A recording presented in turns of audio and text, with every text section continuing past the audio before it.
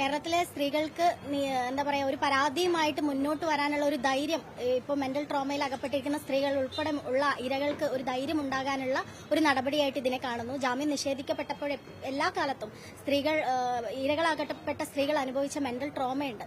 അവർ അനുഭവിക്കുന്ന ഒരു സമാധാനത്തിനൊപ്പമാണ് ഞാൻ.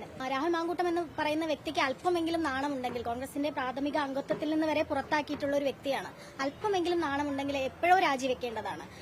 രാജി പോലും വെക്കാതെ രാഹുൽ മെസ്സേജ് അയച്ചുകൊണ്ട് മാത്രമാണ് ഈ ഷഹനാസ് എന്ന് പറയുന്ന പെൺകുട്ടിയൊക്കെ ഫേമസ് ആകുന്നത് അല്ലേ, നാലാൾ അറിയുന്നത്. ഒന്ന് പത്രക്കാരുടെ മുന്നിൽ എത്താൻ പറ്റുന്നത് അതുകൊണ്ടാണ്. എന്തായാലും ശരി, അതിജീവിത എന്ന് പറയുന്ന പെൺകുട്ടി അല്ലേ, ഇവരുടെ പരാമർശം അതിജീവിത, അതിക്രൂരമായി പീഡനത്തിനിരയായ അതിജീവിത. എന്തായാലും ആദ്യമായിട്ട് കണ്ട രാഷ്ട്രീയ നേതാവിനെ ഭർത്താവില്ലാത്ത സമയത്ത് 5 സ്റ്റാർ ഹോട്ടലിലൊക്കെ കയറ്റി റൂം എടുക്കുന്നു, 1 മണിക്കൂർ ചെലവഴിക്കുന്നു. അപ്പോഴാണ് കടുത്ത പീഡനം ഉണ്ടാകുന്നത്, അതിക്രൂരമായിട്ടുള്ള പീഡനവും ഒക്കെ ഉണ്ടായി. അതിനുശേഷം ഈ പീഡിപ്പിച്ച ആൾക്ക് തന്നെ ഫ്ലാറ്റ് വാങ്ങിക്കൊടുക്കാനോ കാർ വാങ്ങാനൊക്കെ പൈസ കൊടുക്കുന്നു. അങ്ങനെയൊക്കെ പല പരിപാടികളൊക്കെ കഴിഞ്ഞു. ഏകദേശം 2 വർഷം എടുക്കാറായപ്പോഴാണ് അവർക്ക് പരാതിയുമായിട്ടൊക്കെ അവർ മുന്നോട്ട് വരുന്നത്. എന്തായാലും കൊള്ളാം.